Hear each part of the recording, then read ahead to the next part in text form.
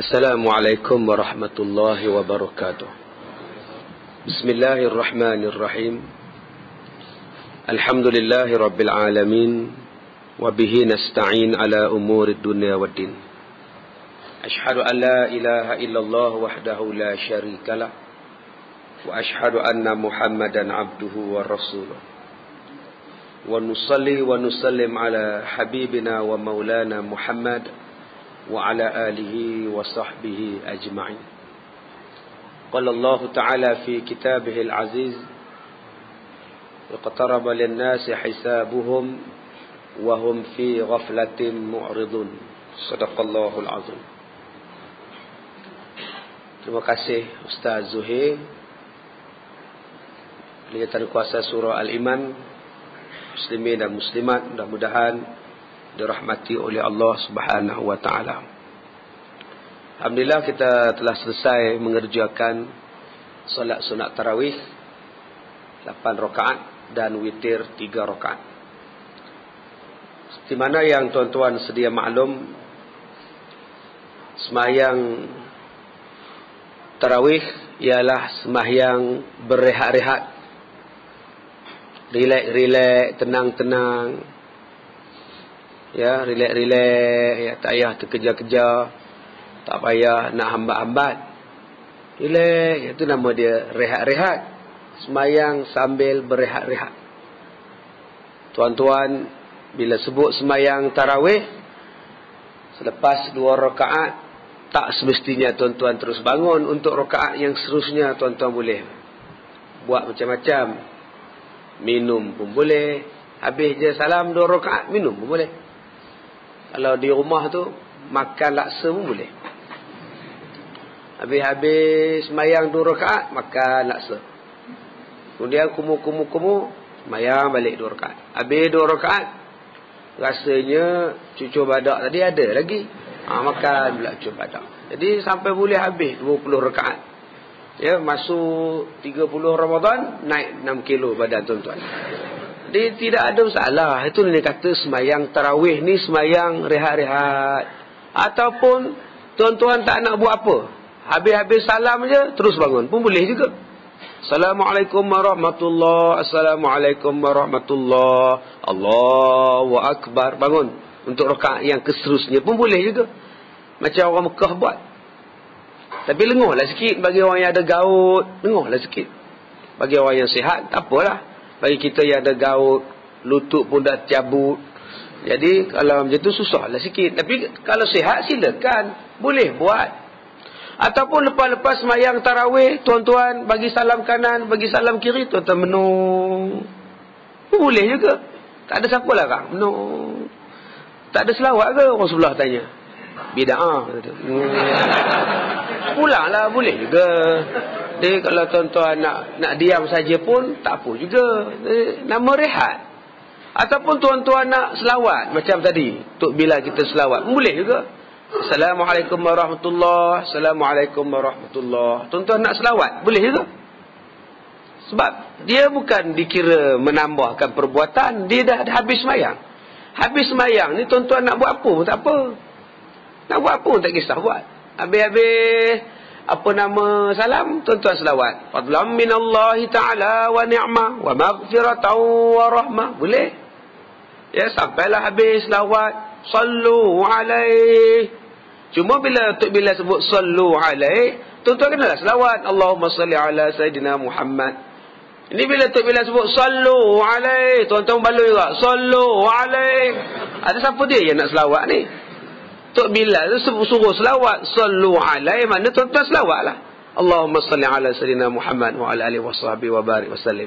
Itu yang Tok Imam tadi selawat. Sedengar suara Tok Imam ni, suara tuan-tuan sedengar sallu alaihi juga. Ya, jadi tuan-tuan kena sebut sallu alaihi juga. Tak boleh kalau tuan-tuan sebut sallu alaihi, tuan-tuan kena sebut selawat sebab Tok Imam suruh selawat. Jadi kalau tuan-tuan nak selawat lepas sembahyang pun boleh, dan kita tak boleh kata bid'ah. Ya, sebab perbuatan tu dah dibuat selepas habis sembahyang. Yang bid'ahnya ialah kalau selawat tu sedang sembahyang, di dalam sembahyang, di dalam solat, tengah-tengah solat. Imam baca siratal ladzina an'amta alaihim ghairil maghdubi alaihim waladdallin. Amin. Fadlam minallahi ta'ala wa ni'mah. Itu kompong sesat tuan-tuan. Ya, bid'ah betul lah. Masalah dia bila dah habis sembahyang, terpulanglah. Cuma bila selawat elok-elok. Tak payahlah menjerit-jerit. Kadang-kadang berlawan surau sana dengan surau sini. Jadi tuan-tuan ni surau Al-Iman ni satu ni lah kawasan ni pun. Habis-habis kuat di kampung sana nun. Tengah tempat surau dekat-dekat. Berlawan-lawan speaker di atas bumbung tu berlawan. Sedang kawan ni semayang masjid ni semayang, surau ni semayang, yang sana selawat. Masuk dalam masjid ni. Tok Bilal tu geram.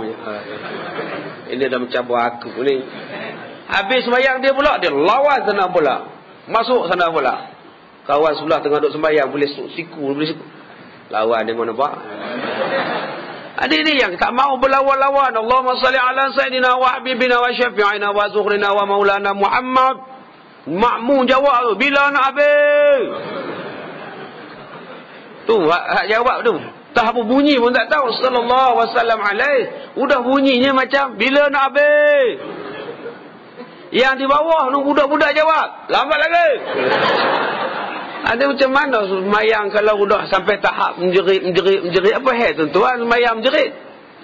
Tak payahlah tuan-tuan semayang menjerit. Pelan-pelan sudahlah. Sallallahu wasallam alaih. Dalam penuh keadaan ketertiban. Kita semayang tu rehat-rehat tertib. Janganlah kita semayang menjerit-jerit. Kemudian kalau tuan-tuan tak nak selawat, tak naklah selawat, malaslah selawat. Apa nak buat? Saya nak zikir. Boleh juga. Habis-habis salam zikir. Astaghfirullahalazim alladzi la ilaha illa huwal hayyul qayyum wa atubu ilaihi. Subhanallah, alhamdulillah. Boleh? Tak ada siapa larang. La ilaha illallah, la ilaha illallah. Tak ada siapa larang buatlah. Dan waktu dia pula bukannya mesti habis 9.36. Ada yang faham mesti habis 10.30. Aku kalau 10.30 tak habis, aku balik. Dia faham bahawa tarawih ni mesti habis 10.30. Selepas isyak. Tak ada tuan-tuan. Tuan-tuan nak buat tarawih daripada lepas isyak sampai sebelum subuh. Pukul 4.45 buat tarawih lagi boleh. Tak ada siapa larang. Tapi faham orang kita ni mesti habis pukul 10, 10.30. Mesti habis macam itu. Ini satu kesalahpahaman. Tuan-tuan boleh buat, bukan kata 2 sesi, 3 sesi, 4 sesi pun tak apa. Di sekolah saya lama dah buat 2 sesi, perlih baru nak buat. Saya buat lama dah. Lepas isyak start pukul 9, habis pukul 9.30. Lepas 9.30 buat ceramah. Kami tak buat tazkirah, pasal tazkirah tak boleh, tapi kami buat ceramah. Ya. Yang dilarang tazkirah aja, ceramah on. Jadi kami buat ceramah habis pukul 10. Pukul 10 habis, balik. Dah habis dah, tak ada semayang apa. Coffee corner pun tak ada, balik. Pukul 3.30 pagi datang balik. 3.30 pagi datang balik, pukul 4 pagi start semayang tarawih, 13 rakaat lagi. Tadi lepas isyak 10 rakaat, simpan 13 rakaat dengan witir 3 rakaat. Habis semayang pukul 5 pagi. Kami buat macam itu. Boleh juga memberi peluang pada orang yang tak boleh buat awal malam. Dia boleh buat tengah-tengah malam. Kami buat. Habis pukul 5 pagi, bangun, bangkit semua, sila makan sahur. Disediakan sahur percuma. Ramai tuan-tuan. Dekat 100 orang datang tiap-tiap pagi. Saya ingatkan tak ada orang. Tak ada orang. Tiap-tiap malam, daripada malam pertama, insya-Allah sampai malam yang terakhir pada bulan Ramadan. Buat. Ada orang nak buat. Ada yang tidur, makji-makji yang tidur, pakji-pakji yang tidur di surau. Tak ada balik ke rumah, tidur di surau. Sebulan itulah mereka buat. Tuan-tuan, kita boleh buat. Kita sekarang nak menjalankan. Kalau TV pun 24 jam. Kenapa surau 12 jam je? Kalau televisyen 24 jam, stesen minyak 24 jam, minimarket 24 jam. Semua 24 jam. Kenapa masjid hanya sejam doang? Kenapa masjid dan surau tidak 24 jam? Kami 24 jam. Habis kuliah subuh, habis semayang subuh, kuliah subuh. Nanti pukul 9.30 pagi datang balik kuliah duha sampai pukul 11.30 pagi. Nanti lepas zuhur datang balik ada kuliah zuhur. Lepas semayang asar ada kuliah asar. Begitulah tiap-tiap hari. Sampailah tengah malam qiyam mulai. Ada pula orang tanya pada saya, Ustaz, habis Ustaz, pelajar-pelajar Ustaz tak ada buat kuih raya Ustaz? Dia faham raya kuih. Kalau kuih tu raya lah. Ini penyakit. Saya tak ada kuih-kuih raya. Kami semua beli ke tunjuk aja. Yang pentingnya ibadat. Jadi tuan-tuan, kita kena buat. Kita kena buat benda ini. Pasal masyarakat nak. Masyarakat nak buat. Bila kita buat tarawih pukul 4 pagi, datang tuan-tuan. Ada yang datang 3.30, ada yang datang pukul 4, ada yang datang 4 setuku, ada yang datang 4.30 pagi, ada yang datang pukul 5. Elok waktu sahur dia sampai. Ada juga tuan-tuan. Dia tak ada sembahyang apa pun, dia sahur dia datang lah. Jadi tak kira lah janji dia datang tuan-tuan. Baik, ini yang dikatakan sembahyang tarawih tadi, sembahyangnya relax-relax, tenang-tenang. Tak payahlah tuan-tuan buat 23 rakaat setengah jam. Setengah jam 23 rakaat. Ya Allah, nak kejar siapa ni? Nak kejar siapa? Bangga pula. Dia balik ke rumah dia, surau lain tak habis lagi. Bangga balik. Hai, tak habis lagi. Bangga tuan-tuan. Hai, kalau tuan-tuan jawab periksa matematik SPM, orang bagi sejam setengah, tuan-tuan jawab 10 minit, agak-agak lulus tak? Kalau soalannya diberi masa jawapan 1 jam setengah, tuan-tuan jawab 10 minit je. Bangga pula keluar pada dewan peperiksaan, agak lulus tu. Pasal tak lulus dah. Tak lulus dah tuan-tuan. Serupalah sembahyang kalau 23 rakaat setengah jam. Nak lulus apa? Dengan tomak ninah tak ada, ayat tak ada betul tajwid, apa pun tak betul. Buat apa kita sembahyang kalau macam itu? Ada orang yang pertikaikan masalah 8 dengan masalah 20. Buatlah tuan-tuan. Tak ada salah. Cuma kita tak boleh wajibkan benda sunat. Diwajibkan sembahyang sunat tarawih 20 rakaat. Mana boleh? Diwajibkan sembahyang sunat. Mana boleh? Tak, terpulanglah tuan-tuan nak buat 8 ke, nak buat 10 ke, 12 ke, 14 ke, 16 ke, 18 ke, 20 ke, terpulang. Benda sunat. Yang paling rendah tuan-tuan boleh buat 8. Janganlah kurang daripada 8. Sebab Nabi buat 8 dan campur witir 3, 11. Jangan tuan-tuan buat 4 pula. Berapa rakaat kau buat? 2 je. Janji buat kata dia. Mana mau dia nak tarawih tu paling rendah 8. Dan tak ada limit pulang. Uthman buat 40. Kadang-kadang Sayyidina Uthman buat 60 rakaat. Umar buat 20 rakaat. Tak ada limit, tak ada had. Sebab Nabi kata solatul lail masna wa masna. Sembahyang malam itu 2 rakaat, 2 rakaat, 2 rakaat. Nabi tak sebut pun berapa limit dia. Silakan buat kalau tuan-tuan mampu. Nak buat 16, buatlah. Nak buat 18, buat. Jangan 17 sudah. Nah, 17 sudah jangan. 17 kalau campur 1 witir jadi 16 campur 1 betul 17. Tapi masalah dia tuan-tuan, masalah kita hari ini nak paksa orang buat 8. Baik. Sebab ada yang kata sembahyang 20 bid'ah. Baik. Dia kata yang 8 je betul, Nabi buat 8. Baik, kalau kamu tiru Nabi buat 8 rakaat, kamu tiru Nabi buat 8 ke kamu tiru Nabi sembahyang?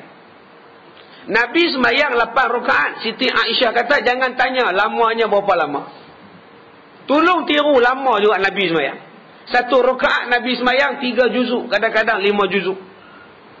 8 rakaat kali dengan 5 juzuk, ada berapa puluh? Berapa puluh? 1 rakaat 3 juzuk tuan-tuan, kali dengan 8 tak 24 juzuk satu malam. Tirulah Nabi buat 8 rakaat, 1 rakaat 3 juzuk. Kenapa yang tiru 8 rakaat tak tiru panjang Nabi sembahyang? Hari ni orang cuma tiru 8 rakaat Nabi sembahyang, tapi tak tiru lamanya Nabi sembahyang. Siti Aisyah kata jangan kamu tanya berapa lama Nabi buat, kamu pun tak larat beri. Maka hari ni orang hanya nampak Nabi sembahyang 8, tapi orang tak nampak berapa lama Nabi sembahyang. Yang tu dia tak mau tiru. Serupalah dia tiru menikah 2, 3, 4, dia kata sunnah Rasulullah. Tapi dia tak tiru adilnya Rasulullah dalam nikah 2, 3, 4. Dia hanya tiru 3, 2, 4 dia tiru. Dia tiru Nabi pun kahwin lebih pada seorang, saya pun ikut sunnah Rasulullah. Betul lah tu. Tapi Rasulullah juga adil pada isteri dia. Kamu adil ke tidak? Kita hanya meniru daripada jumlah, tapi kita tidak meniru daripada mutu. Yang kita nak tiru mutu, dan Allah menerima mutu. Bukan mutu zikar tu. Tak kira tuan kata mutu pula.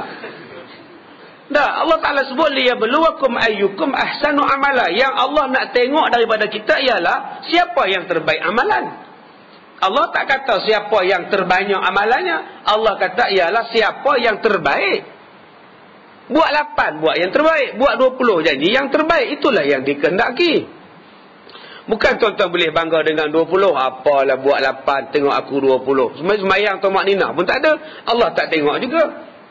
Apalah mereka tu buat 20, tengok kita buat 8. 8 lah cara Rasulullah. 15 minit. 8 apa? 15 minit tu tuan-tuan. Ya Allah. Mungkin Nabi satu rakaat ke mak. Nabi Muhammad satu hari dia semayang tuan-tuan. Dia semayang tu. Sahabat Nabi tengah-tengah semayang, Nabi Muhammad tengah baca ayat lazim rakaat pertama. Rakaat pertama tengah baca ayat tu, baca surah, sahabat Nabi ni batal. Bila batal, dia pergi ambil air semayang daripada masjid Nabi, pergi ambil air semayang di Baqi'. Perkuburan Baqi' tu, tempat air di situ. Tuan-tuan, kita pergi masjid Nabi tu, nak pergi ke Baqi' tu berapa jam? Kalau tuan-tuan berjalan kaki lah, agak-agak berapa lama? Daripada sini sampai mana? Daripada masjid Nabi nak ke Baqi' tu berapa jam? Kalau pada surau kita ni tuan-tuan boleh banding tak? Sampai simpang depan tu ke? Ada no? Usai sampai simpang depan tu. Sahabat Nabi ni bila Nabi tengah baca ayat lazim, dia pergi ambil wuduk. Dia patah balik, Nabi belum rukuk lagi. Hai, tuan-tuan, dia pergi ambil air semayang, dia patah balik, Nabi belum rukuk lagi rakaat pertama. Masa dia tinggalkan Nabi tengah baca ayat lazim, dia balik ke Nabi pun, Nabi baca lagi ayat lazim. Kita tuan-tuan kalau pergi ambil wuduk, turun di bawah, naik-naik balik, imam salam lah, siap doa lagi dah. Yang tu kita kata nak tiru Rasulullah. Amboi, bila kata buat 20 kita kutuk, kita kata hal 8 betul. 8 yang kamu buat tu tara mana nak dibandingkan dengan Rasulullah. Sebab itu tuan-tuan jangan kutuk orang 8 pun betul, 20 pun betul. Janji semayang elok-elok. Yang salahnya buat 20 semayang tak betul, buat 8 semayang gopoh. Yang tu yang tak betul. Yang kita suruh pada masyarakat bukan suruh buat 8 atau bukan suruh buat 8. Yang patut kita suruh pada masyarakat ialah semayang elok-elok. Semayang dengan tamak nina, semayang dengan khusyuk. Yang inilah yang terlupa pada masyarakat. Kita hanya membahas tentang 8 dan 20 tetapi tidak membahas tentang khusyuk dalam semayang. Berapa banyak orang yang semayang duk teringat ke kereta. Kunci dia tadi tahu. Dia duduk raba remote kat pokok dia. Rasa kunci dah. Nah, apa ramai yang susah hati. Kunci motor aku tak mana tu duduk raba pokok je Melayu dah. Kalau kunci ada, motor tak ada nak buat apa? Dia duduk raba-raba kunci motor ada, turun-turun tinggal tayar, ya pam tak ada. Berapa ramai orang yang tak khusyuk semayang dah tuan-tuan, macam-macam. Mak semayang di atas, anak semayang di bawah, khusyuk ke? Khusyuk ke? Ada ke tak ada balik kan? Kan masa paper pula hilang. Dah takut dah tuan-tuan. Sekarang ni semua memudayakan takut. Budaya takut inilah yang menjadikan hilang khusyuk. Takut kereta kena pecah. Takut pasal laptop tinggal dalam bonet kereta. Takut kasut hilang. Tapi saya malam ni saya tak takut Ustaz. Saya buat selipar je. Itu pun ikat dengan tali rapia. Lantak lah kalau nak hilang pun. Jadi tuan-tuan ini yang membudayakan takut. Jadi tak khusyuk semayang. Yang sepatutnya yang timbulkan dalam masyarakat ialah khusyuk. Bila sebut semayang tarawih, tak semestinya tuan-tuan mesti bermakmum, berimam. Tak semestinya. Tuan-tuan nak semayang di rumah pun boleh. Nabi Muhammad kadang-kadang semayang di masjid, kadang-kadang semayang di rumah. Sebab apa Nabi tidak berterusan semayang di masjid? Sebab takut, kata Rasulullah, sahabat-sahabatku kata semayang tarawih ni wajib. Pasal Nabi tiap-tiap malam datang. Sebab tu Nabi selang-selang. Tuan-tuan pun mulai esok selang juga agama. Abang tak ke masjid abang? Ikut Rasulullah tadi. Tuan-tuan kalau selang malam besok terus selang sampai malam raya. Nak jumpa pula malam raya baru datang pula. Jadi tuan-tuan, Nabi Muhammad takut menjadi suasana wajib. Sebab itulah Nabi Muhammad jarang ataupun kadang-kadang selang-selang takut sahabat kata wajib. Nak menunjukkan kepada kita boleh semayang di rumah. Tak payahlah tuan-tuan bertikai. Saya tak sukalah imam tempat saya Ustaz. Kenapa? Tahu mana dia orang import tu Ustaz? Lamanya tak turun kat Ustaz. Getik rasanya. Buat apa getik? Dia berdosa je. Kalau dia baca lama, tuan-tuan semayang seorang-seorang.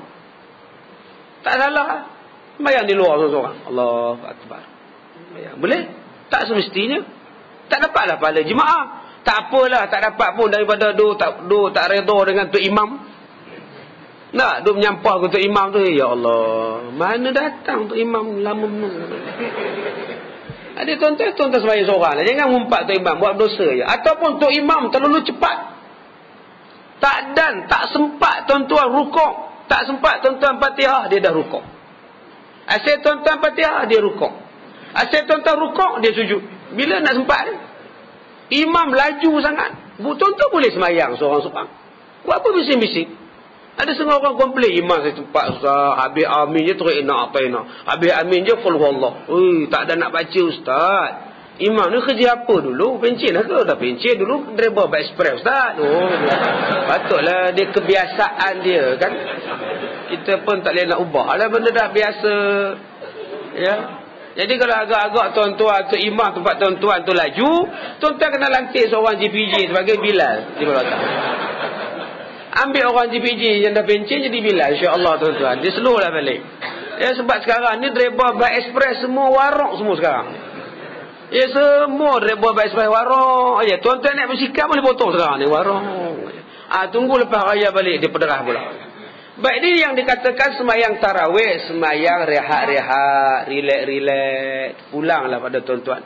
Nak buat 2 sesi, 3 sesi, tuan-tuan nak habiskan 4 di masjid, balik rumah sambung lagi 4. Tuan-tuan sekarang buat 11. Ada yang kata, apa dah buat 11, orang nak buat 20. Tak puas rasanya.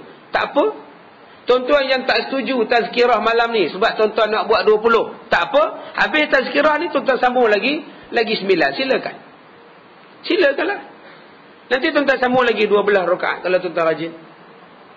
Silakanlah, siapa larang. Boleh je ni.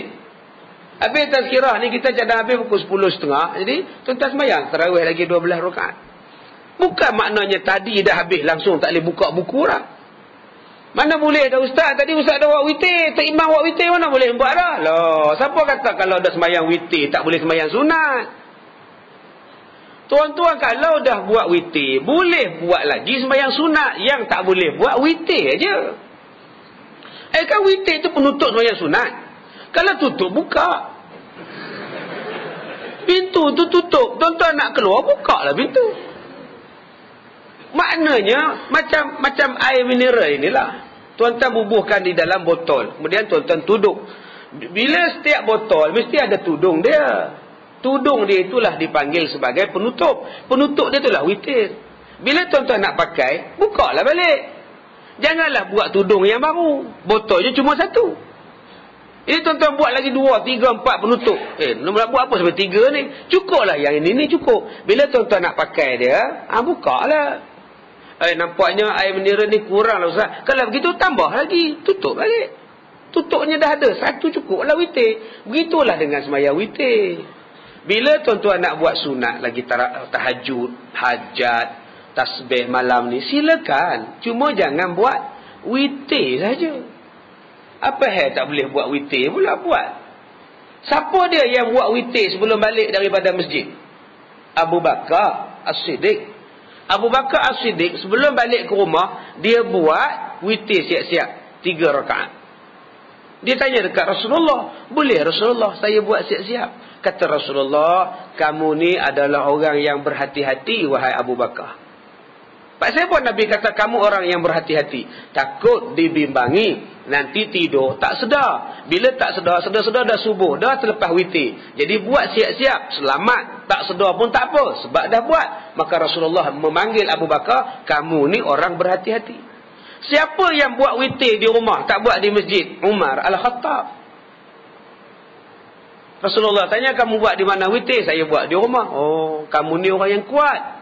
Kata Rasulullah pada Umar, kenapa kuat? Kuat semangat, ada azam, ada tekad, ada iltizam. Nanti nak bangun pukul 4 pagi. Pasal witir belum buat. Maknanya buat sebelum pun boleh, buat selepas pun boleh. Yang tak betulnya, yang langsung tak buat. Apa pun tak buat. Relax, tak buat apa.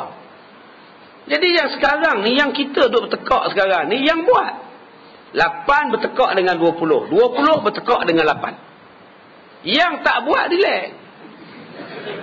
Betul-betul tengok yang lepak di kedai nasi kandar, lepak restoran, main dam, relax.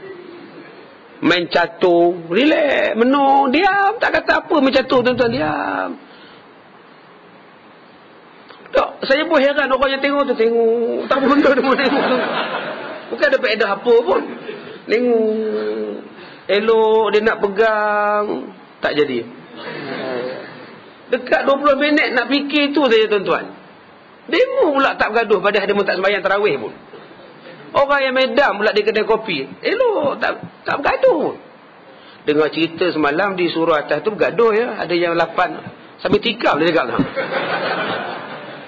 Bu haji ni. Dia jawab balik, dengar cerita gitulah, yang kata nak buat 8, dia kata 20, dia makan pula. 6 kali pergi haji tuan-tuan. Tak bergaduh pun. Kita yang semayang duk bergaduh pasal apa? Padahal demo yang tak semayang dah yang tak betulnya. Tak semayang, peluang terbuka begitu banyak. Jadi tuan-tuan tersalah duk tikai 8 dan 20. Kalau orang duk tikai 8, 20, lantak ke dia lah tuan-tuan. Tuan-tuan buat 8 pun betul, buat 20 pun betul, buat selawat pun betul, tak buat apa pun betul. Lepas habis salam, tuan-tuan tak nak selawat pun boleh. Duk dia menung boleh, saya kata dah tadi. Ataupun tuan-tuan nak korek hidung boleh tak korek hidung. Tak apa, tak ada masalah apa langsung. Ya, baik, itu yang pertama tentang tarawih. Yang kedua tentang berbuka puasa. Ataupun kita sebut sebagai iftar. Sunat mengawalkan buka. Bukan sunat mengawalkan buka masuk pukul 7.11, tuan-tuan buka pukul 7 malam, bukan. Nanti tuan-tuan buka di rumah pukul 7 malam pula. Abang dah masuk waktu ke? Semalam ustaz kata sunat buka awal, kata dia. Bukan. Ini pun bengong juga ni. Orang kata ni dia tak faham lain. Sunat buka awal ni maknanya ialah orang azan je, masuk je waktu, jam tunjuk 7.11 malam, buka waktu puasa, makan. Janganlah lagi tuan-tuan buat benda-benda lain. Itu maksud dia. Jangan orang dah azan, Allahu Akbar, Allahu Akbar, tuan-tuan tengok televisyen lagi. Jangan. Adik-adik duk tengok Doraemon lagi. Makan dah buka, dah masuk waktu, kejap-kejap mak, sikit lagi mak. Makruh. Orang yang membuka puasa awal-awal itu, dia berada dalam keredaan Allah, barakah Allah. Tuan-tuan jangan buat kerja lain. Dah disuruh makan. Dengar aja orang azan, Allahu Akbar, Allahu Akbar, makan. Kalau orang tak azan ustaz, jam ada. Buka radio sekarang ni ada. Semua ada sekarang ni. Sekarang ni orang yang tak semayang pun tanya, mak maghrib pukul berapa? Dulu tak pernah tanya maghrib, sekarang tanya tuan-tuan. Sebab saya nak makan. Tak, dulu pernah tanya, mak mau heran. Ada ke pernah abang kamu tanya dulu maghrib pukul berapa? Masuk bulan puasa tanya tuan-tuan, maghrib pukul berapa? Sebab nak buka puasa. Jadi sekarang waktu berbuka kita dah tahu dengan jam, kita dah tahu dengan radio, dengan televisyen. Buka. Sebab ada Tok Bilal yang tidak azan. Kalau tuan-tuan tunggu dia azan, mungkin dia tak azan. Dia tak azan. 7.30 baru dia azan. Tuan-tuan penuh di rumah. Lama abang ni abang. Tak tahu apa pula malam ni. Tak makan lagi. Siapa suruh tak makan? Sebab dia kata dia nunggu Tok Bilal. Tak ada saya tunggu. Tak payah tunggu. Buka. Tetapi janganlah sok-sok kata Allahu Akbar terus makan. Dah cuk siap-siap buah kurma. Mulut pun dah nganga. Tinggal nak azan je. Soalan azan je ngak balun. Sabarlah kejap. Ini tak dan. Orang utara kata tak dan. Tak sempat, tak ada menyempat. Buatnya Tok Bilal tu tak azan. Dia baru sebut yang ngak tu. Kalau tu dia testing mikrofon tu je. Ada Tok Bilal nak testing juga. Tak. 1, 2, 3. 1, 2, 3. Yang kita di bawah ni ingat tu Allah dah ngak tu. Ada batal puasa tuan-tuan. Sabarlah sekejap. Allahu Akbar, Allahu Akbar. Bismillahirrahmanirrahim, makan. Tiada sunat lagi doa panjang-panjang. Jangan tuan-tuan doa panjang pula. Allahu Akbar, Allahu Akbar. Hak di bawah Al-Fatihah. Ada tuan-tuan yang terlebih halim ni. Dia siap baca Fatihah lagi. Al-Fatihah. Siap pejam mata, tunduk ke bawah. Alhamdulillah Rabbil Alamin Rahmanir Rahim. Bismillahirrahmanirrahim. Oi, baca doa lah tuan-tuan. Kita tak angkat tangan, tak gamak, angkat jugalah. Padahal masa itu bukan masa doa. Tuan-tuan kalau jumpa Tok Lebay pergi baca doa masa tengah buka, biar dia seorang tuan-tuan baca doa. Tuan-tuan makan. Saya pernah jumpa dah sekali dia baca doa selamat. Allahumma inna tahfizuka wa nafsu. Panjang. Saya kata orang tuan ni mengarut dah. Saya pun sampai buka, saya makan. Bila dia mau tengok saya makan, puak-puak lain pun makan. Tinggal dia seorang. Bila tinggal dia seorang, alhamdulillah Rabbil Alamin, baru dia cari kurma. Udah kurma tak ada, semua dah ambil dah. Jadi siapa suruh yang dia baca? Tak ada tuan-tuan. Tuan-tuan baca bismillah, balonlah makan. Siapa yang suruh tuan-tuan baca doa panjang jelah ni, semua suruh? Tak ada lah. Setengah-setengah orang dia tak faham. Dia faham saya nak doa je makan. Kalau makan tu doa lah. Kalau makanan dah hidang, ya, kalau makanan dah hidang, tuan-tuan pergi kenduri tahlil, makanan dah hidang, makan je lah. Lepas habis makan baru tahlil. Tu kaedah dia. Sebab ada orang yang masalah sekarang ni ustaz, kita nak makan kurma dulu ke atau terus kita direct dengan kita terus dengan nasi ustaz. Jadi ada orang yang keliru. Ya, sebab kita kalau kita melihat kepada Rasulullah dia makan kurma kan. Jadi dia minum air dan kurma dan Rasulullah disolat, kemudian baru Rasulullah makan. So macam kalau kita makan terus macam mana ustaz? Tuan-tuan, tak apa. Yang pentingnya sembahyang khusyuk. Tuan-tuan nak makan kurma dulu boleh, tapi nasi tolong simpan. Lauk dalam periuk, nasi dalam rice cooker, duduk diam. Kalau tuan-tuan dah letak atas meja, nasi hujan panas, ya, lauk 4 jenis, air pula 3 jenis. Nak tak tang mana ni? Tu dia tu. 2 jam air tebu satu, soya satu. Suami tanya kat isteri dia, nak letak di mana? Semua meja dah penuh. Usaha ambil meja lain pula, ekstra meja, tak terpilih. Kalau dah macam tu tuan-tuan, yang tuan-tuan makan kurma saja, buat apa? Makanlah sekali. Serupalah di surau tuan-tuan. Kalau nasi dah hidang, lauk dah hidang, kurma dah ada, Ustaz Zuhir buat pengumuman.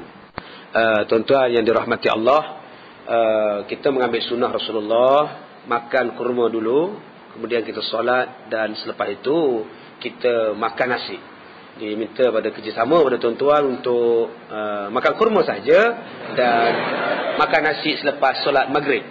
Tuan-tuan pun makan kurma 2 biji. Lauk dah hidang, makan, tengok sedap ayam tu, tengok. Kemudian tuan-tuan pun naik sembahyang maghrib. Tuan-tuan ingat ke siapa sekarang? Tuan-tuan ingat ke nasi ataupun ingat ke Tuhan? Allahu Akbar, 5 sah maghrib. Ramai pula malam ni. Cukup ke? Nampak. Yang paling tak khusyuk siapa? Ni yang sah depan. Aku macam mana ni awal pula tadi, ya Allah. Susah hati betul. Ramai pula malam ni. Lambat nak turun ni. Yang tak khusyuk juga yang di belakang. Nasib baik aku lambat naik. Habis-habis salam aku turun dulu. Lambat kah? Hilang lauk. Tuan-tuan ingat Ustaz Zuhir khusyuk kah? Dia pun tak khusyuk.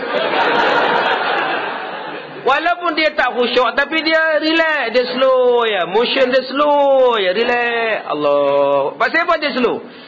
Tempat tu imam, mesti dia bersimpan. Fikiran dia tu.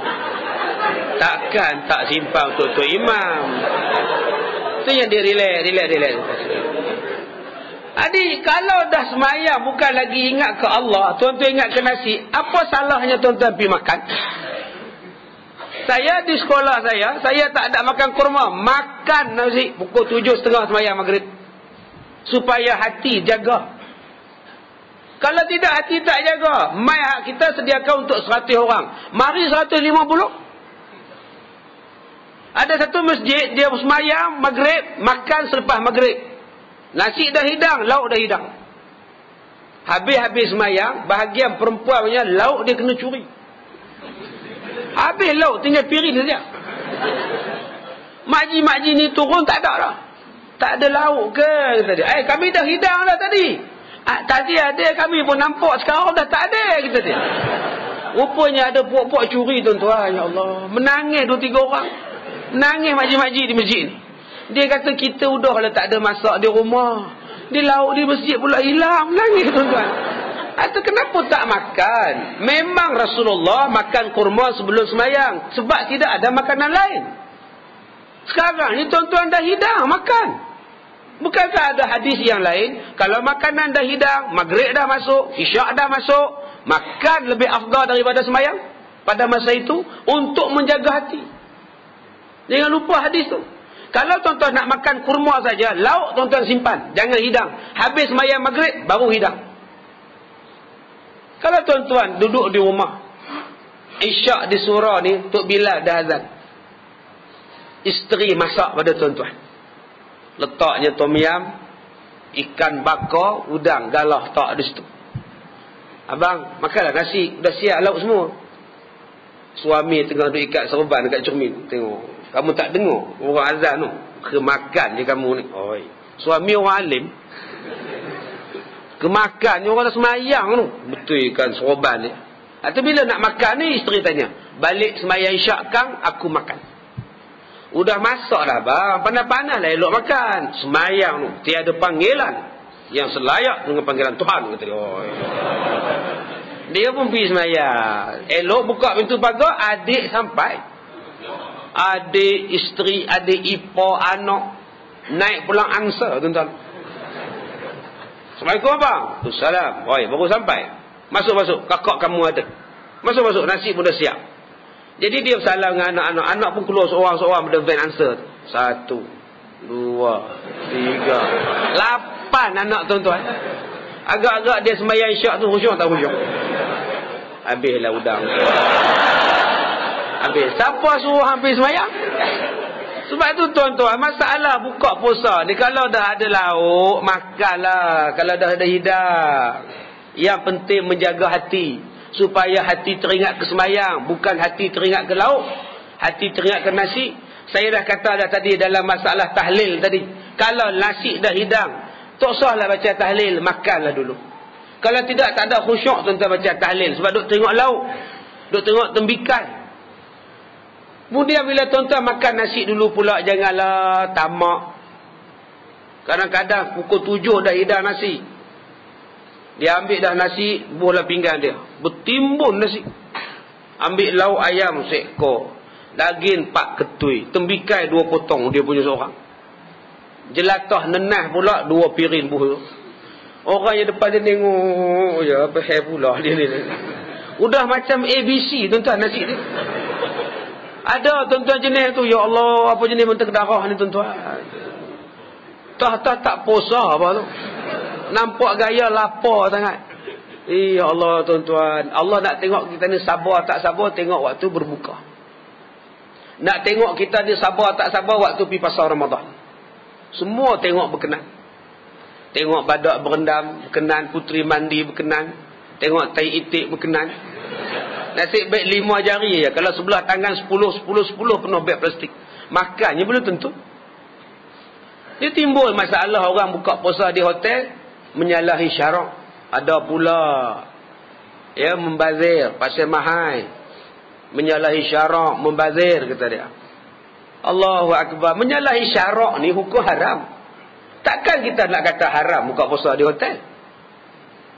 Apa makna menyalahi syarak? Laporan dari akhbar kata seorang mufti di hujung negeri Malaysia ni, dia kata bahawa buka puasa di hotel ni menyalahi syarak. Mana boleh kita kata menyalahi syarak? Makanlah di mana pun. Alasan apa yang dia kata menyalahi syarak? Pasal riak. Mana kita boleh tahu hati orang? Kita tak boleh bagi markah pada hati orang. Bagi markah tak apa. Markah makwa tak apa. Tapi markah dia ni riak ke dia tak riak, bukan hak kita, itu hak Tuhan. Allah saja yang mengetahui apa yang ada dalam hati kita. Kita tak boleh bagi markah. Kita tak boleh menjadi penilai. Dia orang datang semayang tu ikhlas gitu.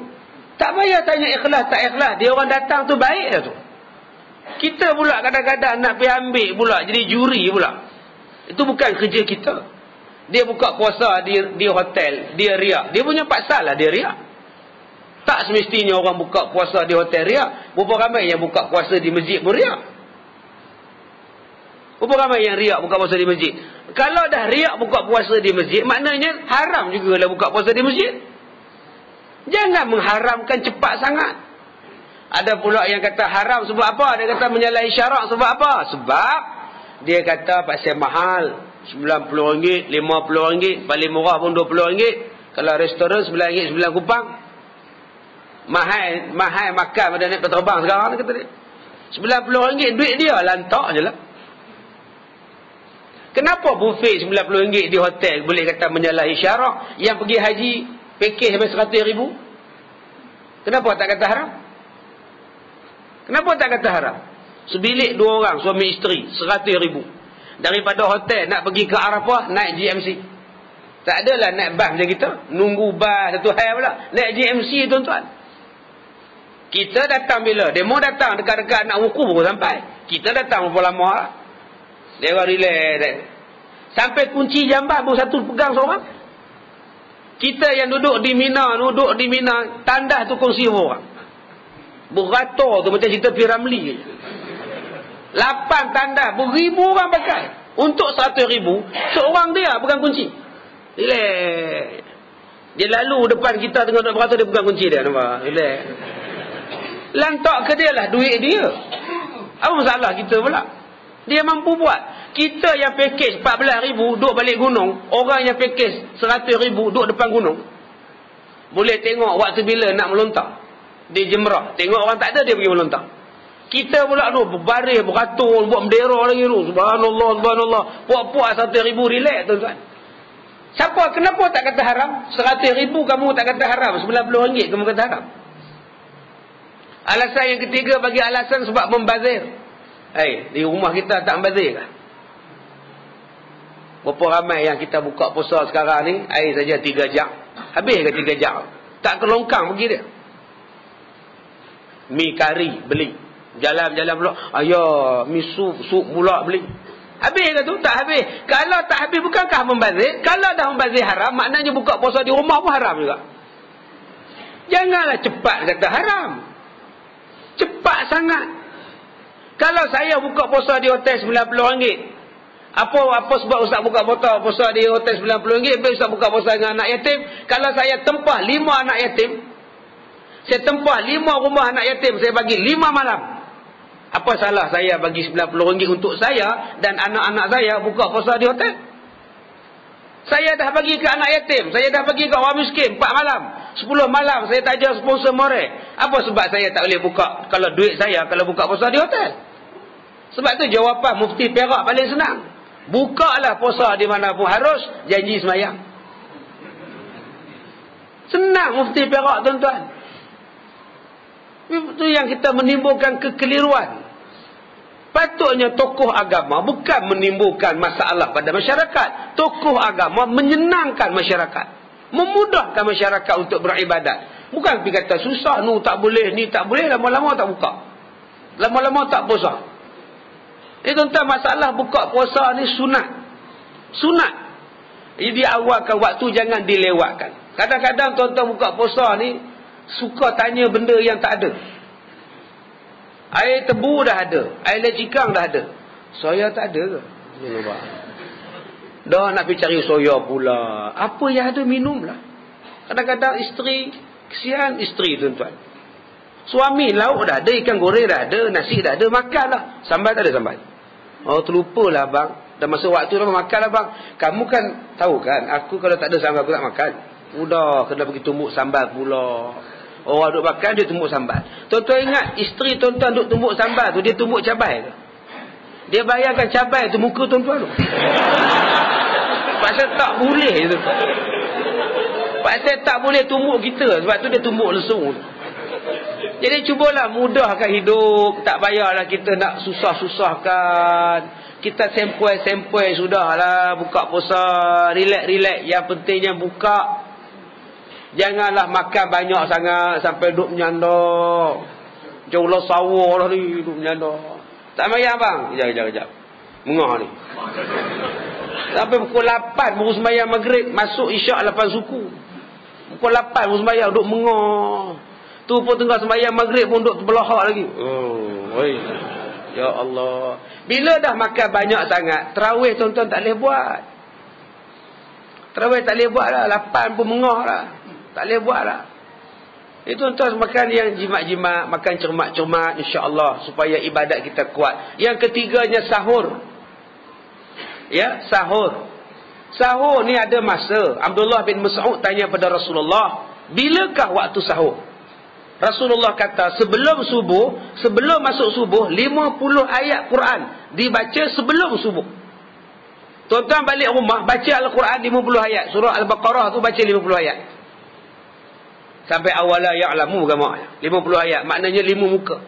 Itulah jarak yang dikatakan masa sahur. Tak panjang tuan-tuan. Pukul 5, 5 suku, 5 setengah. Itulah sahur. Bukan pukul 1, bukan pukul 2 pagi. Tuan-tuan sekarang pukul 10.26, lagi 4 minit kita nak stop. Kemudian tuan-tuan sambung tadarus sampai pukul 11.30. 11.30 minum pula kopi pula di bawah.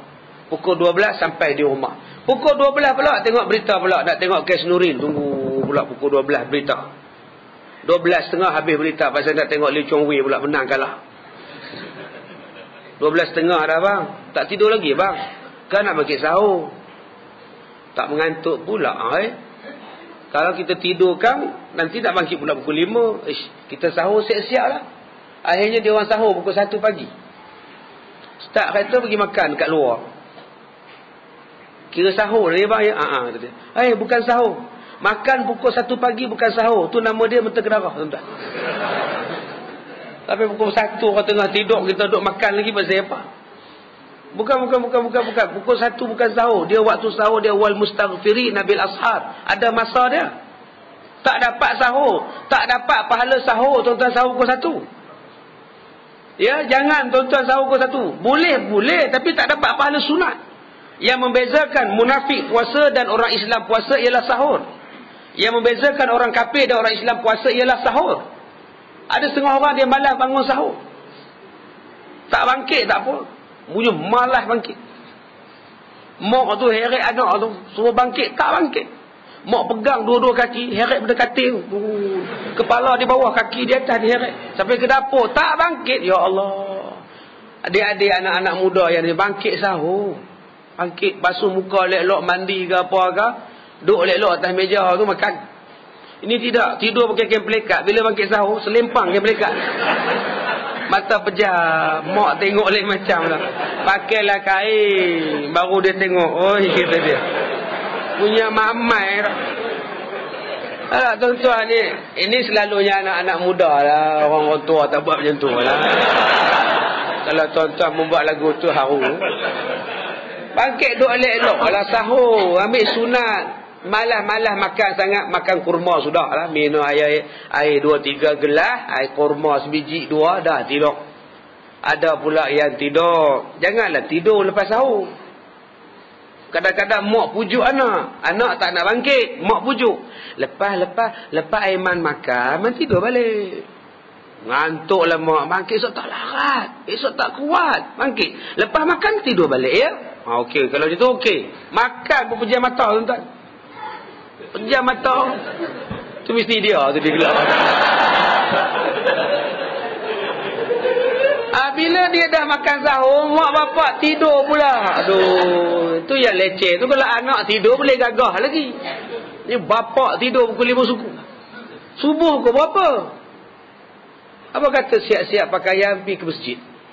Bawa anak-anak datang masjid. Tuan-tuan, kita tadi ni sembahyang tarawih. Di situ penuh, perempuan belakang penuh, di bawah pun ada satu saf.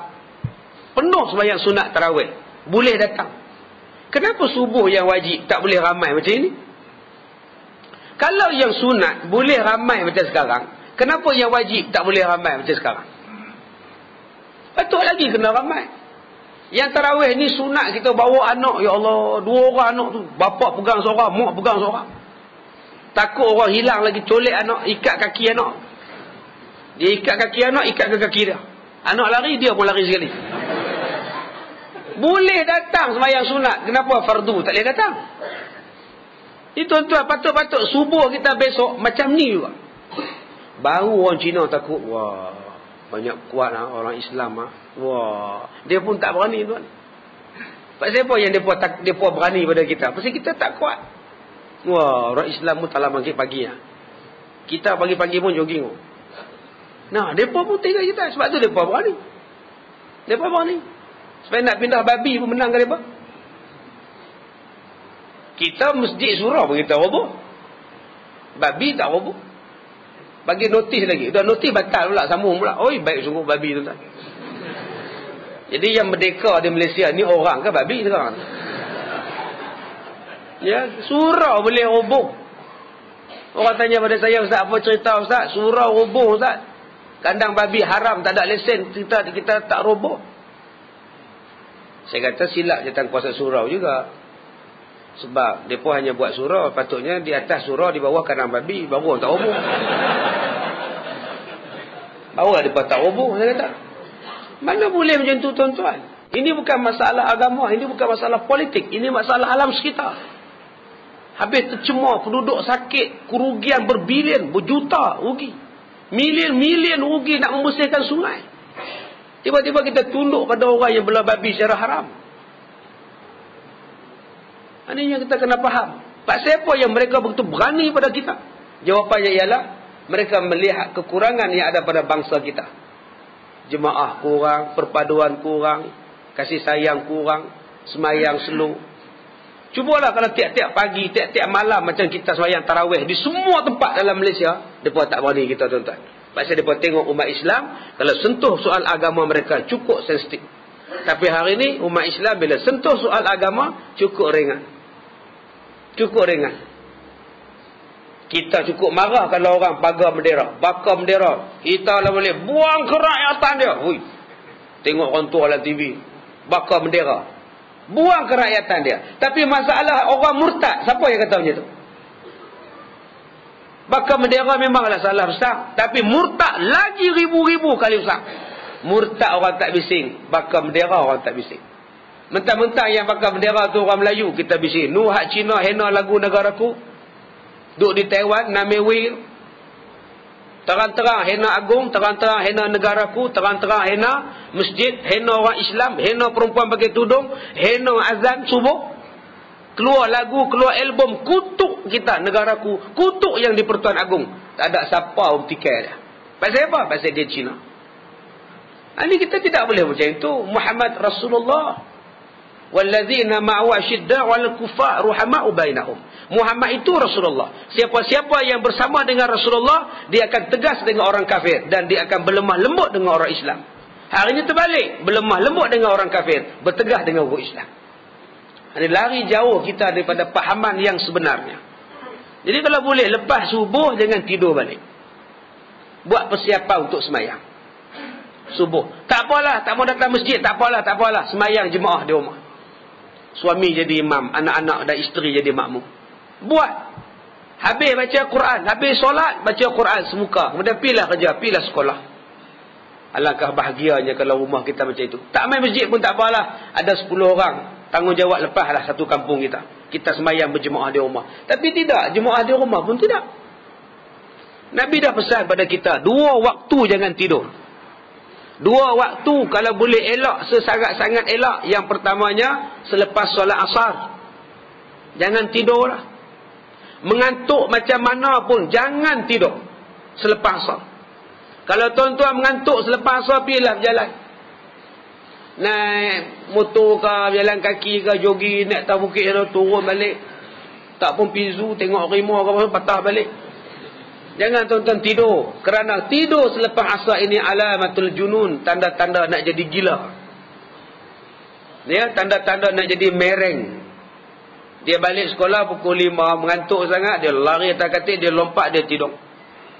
Mak pun buka pintu. Ya Allah, nak dara dia tidur. Biarlah, kata suami. Letih tu. Kau kerekelam. Kata dia. Pukul 7 baru bangkit. Malam. 7 malam bangkit. Menung. Dia pergi semayang. Mayang. Rakaat yang kedua, Allahumma hdini fiman hadai. Mak main mengendak. Oi, kamu semayang apa?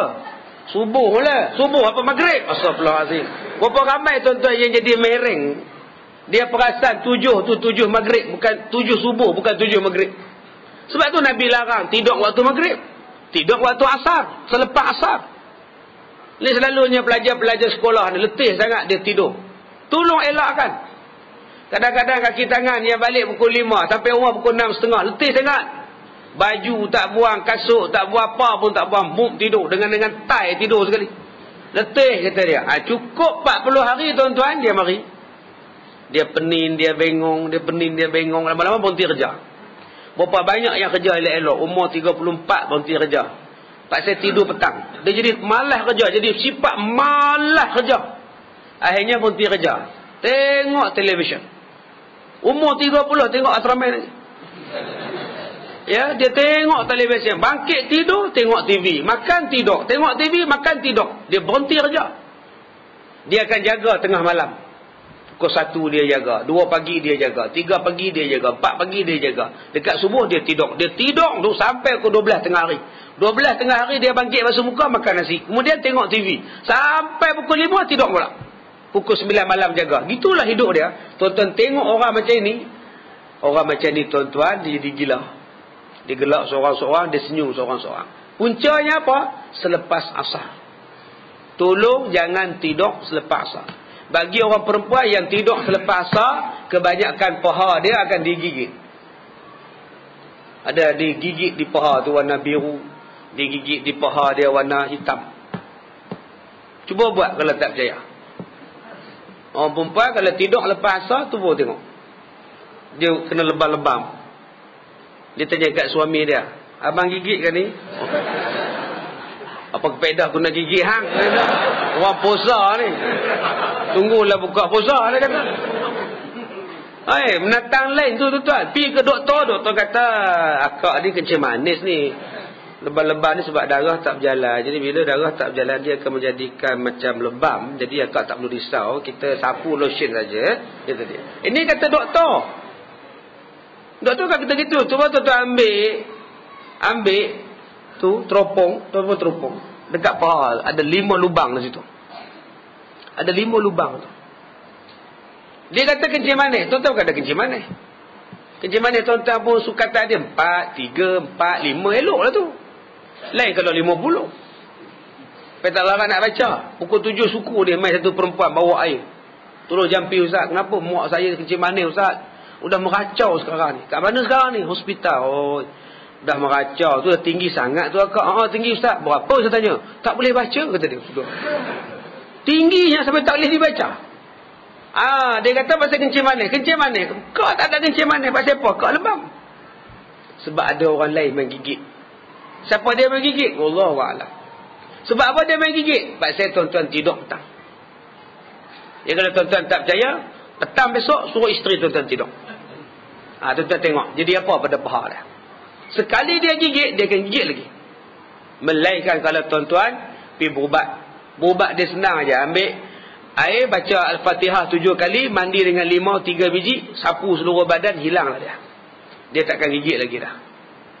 Baca Al-Fatihah 7 kali pada air tu, campur dengan dalam timba dengan baldi, campur dengan air, perah 3 biji limau, sapu seluruh badan. InsyaAllah hilang. Bukannya susah. Ada orang kata ustaz, saya buat macam ustaz cakap kan, buat mandi limau, kemudian baca Fatihah, tapi kena gigit juga ustaz. Isteri saya lagi banyak ustaz. Abang buat macam mana? Yalah macam ustaz cakap lah, baca Fatihah semua, buat. Baca betul ke baca tak betul? Macam ustaz cakap lah, saya buat Al-Fatihah.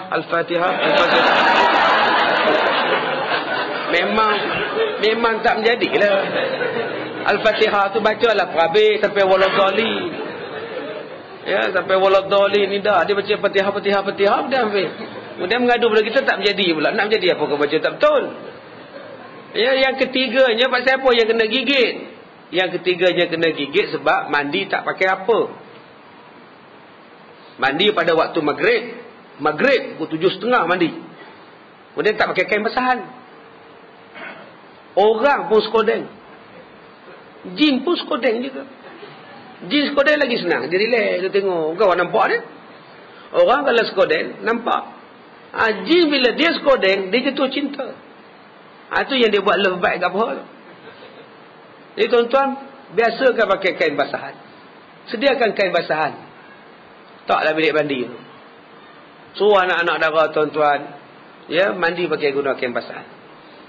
Sebab jin, bila dia jatuh cinta, lebih teruk daripada jin yang disihir.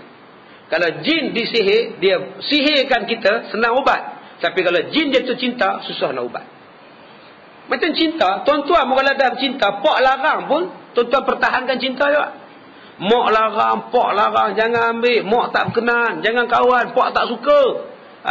Anak kan cinta perlu dipertahankan. Boyfriend tunggu kot tingkap bawah, naik motor. Anak dara turun kot tingkap, guna tali, guna kain gebor selimut, ikat-ikat kat sambung ke bawah. Cinta, dia pertahankan. Tu yang jadi cerita Bobby. Kita tengok nak cerita Bobby, Rishi Kapoor dengan Dimple Kapar dia lari ke situ. Tahun 72, 73 lu, buat office lu. Lari kot tingkap. Lari kot tingkap. Pasal apa? Cinta dipertahankan. Begitulah kita pun. Kalau jin jatuh cinta dengan kita, dia akan pertahankan cinta dia. Dia tak bagi orang lain mendekatkan diri dengan anak kita. Mai Minang tak nampak. Mai Minang senyap. Mai Minang senyap. Mari merisik senyap. Pasal apa? Jin dah cover dah. Dia dah cover lain tuan-tuan, tak nampak. Pergi ke Bomo kata kena mandi limau. Kena mandi bunga. Udah, mandi bunga pula. Senang aja tuan-tuan kaedah yang saya sebutkan tadi. Jangan sampai jin jatuh cinta. Macam mana cara nak mengelakkan jin jatuh cinta tadi? Jangan ronda petang-petang naik motor pakai seluar pendek. Berapa ramai anak-anak kita, anak dara kita ni petang-petang pukul 6.30, petang-petang dengan helmet tak ada, dengan apa pun tak ada, pakai seluar pendek relax. Kadang-kadang petang-petang duduk depan rumah, duduk dalam longkang, seorang bawa longkang, seorang tak longkang, duduk menyembang. Baik, ada apa-apa soalan? Ya? Kes Nurin, Allahu Akbar, nak kata apa kan? Yang pertama sekali, Nurin ni masuk syurga. Tu saja. Ya, kita sebagai bapa, kita sebagai mak kena redha. Nak buat macam mana? Yang pertama sekali, redha pasal dia ahli syurga. 8 tahun belum cukup umur. Kecil lagi, tak ada dosa apa. Confirm syurga. Tak payah buat tahlil pun tak apa dah. Memang syurga. Tak payah ada baca Fatihah kat dia pun tak apa dah. Memang syurga.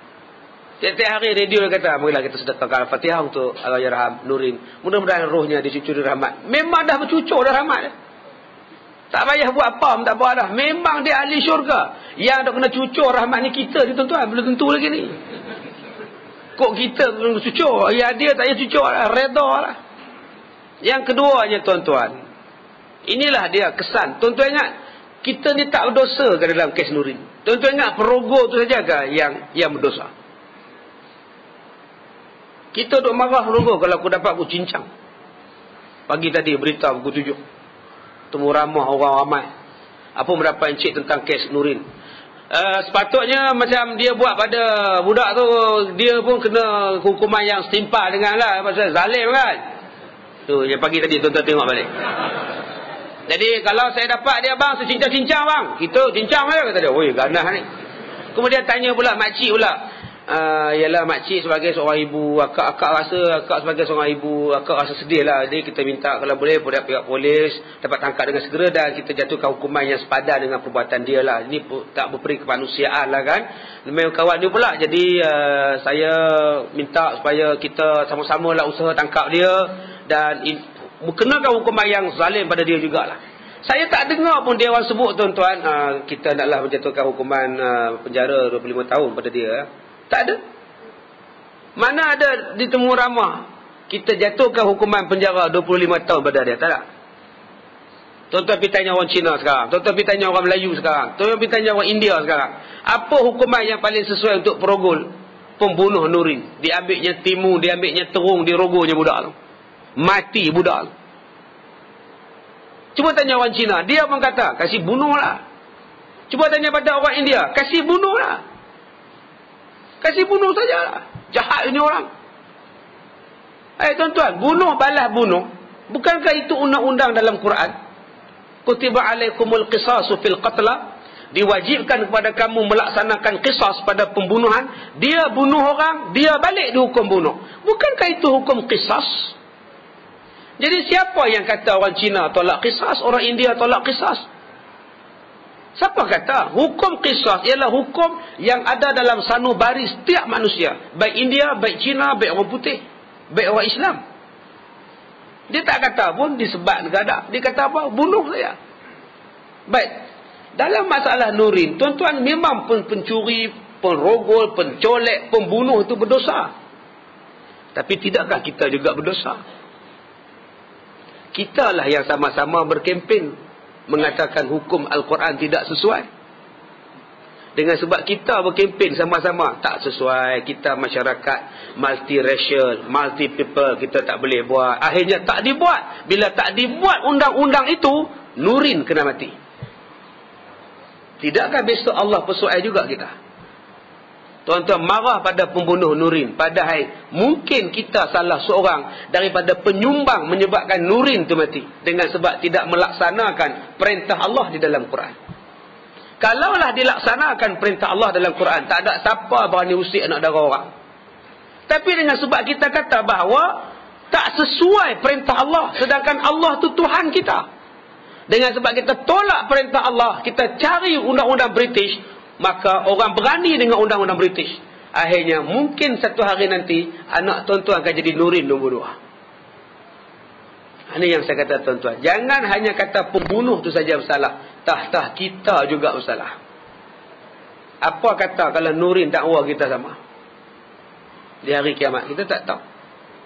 Sebab tu tuan-tuan, dalam hati kita mesti ada perasaan hukum Islam tertegak, barulah masyarakat boleh aman.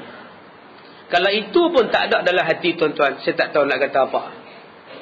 Apa makna sembahyang tarawih kita tadi, kalau dalam hati kita tidak ada yakin pada Allah yang kita sembah tadi. Yang kita sembah tarawih tadi Allah Tuhan kita. Tapi kalau tuan-tuan tak yakin pada undang-undang Allah, tak tahulah tuan-tuan sembah siapa sebenarnya. Jadi kita kena bayangkan, kalau yang mati itu anak kita, baru kita tahu. Memanglah saya tengok ayah dia pun ragut semacam je. Anak mati pun tu dia sepek mata di atas kepala. Tak, ragut semacam je. Tak apalah, orang muda. Tapi kalau kita jadi dia, kita jadi mak pada Nurin, bapa pada Nurin, apa perasaan kita? Terus saya tanya, apa perasaan mak? Apa perasaan bapa Nurin? Cuba tanya apa perasaan Nurin ketika dirogol. Sebulan tuan-tuan, daripada badan molek jadi kuruh kering. Tahu berapa kali dirogol? Macam mana ketika disumbat dengan terung, disumbat kemaluan dengan timun, apa perasaan dia? Siapa boleh tolong dia? Tuan-tuan boleh bayang tak kena rogol macam mana? Tangan dipegang, mulut dipekat, ditutup, dia ambil timun jolok. Tuan-tuan boleh bayang tak sakit dia macam mana? Ini tuan-tuan kena bayangkan. Bukan boleh tengok gambar dia saja ya. Bayangkan masa orang tu, si celaka tu buat pada dia, apa jadi pada dia? Nak minta tolong tak boleh, dipekuk. Nak lari tak boleh, tenaga tak ada. Apa undang-undang yang paling patut dengan dia? Pancung sampai mati, itu saja. Pancung sampai mati. Bila tak dilaksanakan perintah ini, orang akan berani buat. Tambah lawyer sekarang pandai. Duit banyak, pergi cari lawyer hak pandai kelentong. Menang. Habis-habis kuat, oh dia sakit mental, Tanjung Rambutan. Oh dia sawan, Tanjung Rambutan. Jiwa kita.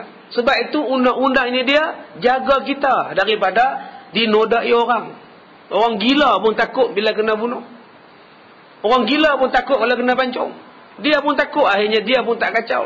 Dia psycho ke, dia mental ke, dia pun fikir tuan-tuan. Sebab tu saya katakan tadi awal-awal, jangan kita hanya nampak pembunuh Nurin saja berdosa. Kita juga kadang-kadang menyumbang, tak 20%, mungkin 1%. Sebab kita lah yang mengatakan hukum Islam tidak sesuai. Akhirnya, mungkin satu hari nanti, anak kita juga akan jadi Nurin. Atau harta benda kita juga akan dirompak. Atau lebih malang lagi, kita dibunuh. Kes Nurin dibunuh, tak selesai, 2 orang mati kena bunuh. Tak selesai lagi nak cari pembunuh Nurin, dah 2 orang pula mati pula dah. Sampai bila tuan-tuan macam ni? Ada keamanan sampai bila? Dan sama-sama lah kita fikirkan dalam kes Nurin ini. Takut tuan-tuan kita dipertanggungjawabkan oleh ramai manusia yang macam Nurin, disebabkan kita yang berkuasa tidak mau melaksanakan perintah Allah Subhanahu wa taala. Habis ya? Habis dah? Tak ada lah. Baik, insya-Allah besok pagi kita jumpa lagi jam 9.30 pagi hingga jam 12. Kita ada majlis ilmu ijtima' 3 buah kitab. Ya, insya-Allah. Tuan-tuan duduk di rumah pun tidur buat apa? Main mengaji dapat pahala banyak. Kalau nak tidur pun tak apa, janji mengaji. Saya tak marah tuan-tuan. Kalau tuan-tuan main mengaji dengan saya, tuan-tuan tidur tak apa, saya tak marah. Buat macam dia letih, biar dia tidur. Janji tidur dalam majlis ilmu dapat pahala. Dapat pahala tidur. Baik, kita sudahi dengan surah Al-Asr. Bismillahirrahmanirrahim. Wal 'asr innal insana lafi khusr illa alladhina amanu wa 'amilus solihat wa tawassaw bil haqqi wa tawassaw bis sabr. Bismillahirrahmanirrahim. Alhamdulillahi rabbil alamin wassalatu wassalamu ala asyrafil anbiya'i wal mursalin wa ala alihi wa sahbihi ajma'in. Allahumma inna nas'aluka ridhaka wal jannah wa na'udzubika min sakhatika wan nar. Allahumma innaka 'afuwun karim tuhibbul 'afwa fa'fu 'anna wa 'an walidina wa 'an jami'il muslimina wal muslimat wal mu'minina wal mu'minat al ahya'i minhum wal amwat bi rahmatika ya arhamar rahimin. Ya Allah, ya Tuhan kami bermohon kepadamu ya Allah, kurniakanlah kami syurga dengan penuh keredaan daripadamu ya Allah. Ya Allah, ya Tuhan kami, jauhkanlah kami daripada keburukan dan keazaban api neraka. Ya Allah, pada Engkaulah segala kemuliaan. Muliakanlah kami ya Allah, muliakanlah kedua ibu bapa kami, muslimin dan muslimat, mukminin dan mukminat, sama ada yang masih hidup ataupun yang telah kembali menemuimu ya Allah. Ya Allah, ya Rahman, Tuhan yang maha pemurah lagi yang maha ihsan. Terimalah ibadat kami, terimalah puasa kami, terimalah solat kami, terimalah tarawih kami, terimalah sedekah kami, terimalah zakat fitrah kami ya Allah. Mudah-mudahan segala amalan kami di dalam bulan Ramadan ini menjadi bekalan yang berguna kepada kami di hari kiamat yang penuh dengan kesempitan dan kesesakan ya Allah. Ya Allah, ya Rahman, istiqamahkanlah iman kami, tambahkanlah iman kami. Mudah-mudahan puasa pada kali ini menjadikan kami hamba-hamba yang bertakwa kepadamu ya Allah. Ya Allah, ya Rahman, lembutkanlah hati anak-anak kami, terangkanlah hati anak-anak kami, jadilah mereka insan yang saleh dan salihah. Jadikanlah mereka ya Allah anak-anak yang mendengar nasihat daripada kami sebagai orang tua mereka. Ya Allah, ya Rahman, berikanlah kebaikan, berikanlah keselamatan kepada diri kami, keselamatan kepada anak-anak kami, keselamatan kepada isteri kami, keselamatan kepada masyarakat kami dan negara kami ya Allah. Ya Allah, ya Rahman, kami bermohon kepadamu ya Allah, berikanlah kebaikan kepada anak-anak kami ya Allah dan keselamatan mereka ya Allah, terhindar daripada segala bencana, terhindar daripada segala bala, terhindar daripada segala perbuatan jahat manusia-manusia yang durjana ya Allah. Ya Allah, ya Tuhan kami bermohon kepadamu ya Allah, tunjukkanlah kebenaran di dalam pembunuhan Nurin ini ya Allah. Mudah-mudahan dapat ditangkap dan dijatuhkan hukuman yang setimpal kepada manusia yang zalim ini ya Allah. Sesungguhnya kami bermohon kepadamu ya Allah, mudah-mudahan dengan doa kami ini ya Allah dapatlah ditangkap manusia yang durjana itu ya Allah. Rabbana atina fid dunya hasanah wa fil akhirati hasanah wa qina azabannar. Walhamdulillahi rabbil alamin. Saya minta maaf jika terkasar bahasa. Wabillahi taufiq wal hidayah. Assalamualaikum warahmatullahi wabarakatuh.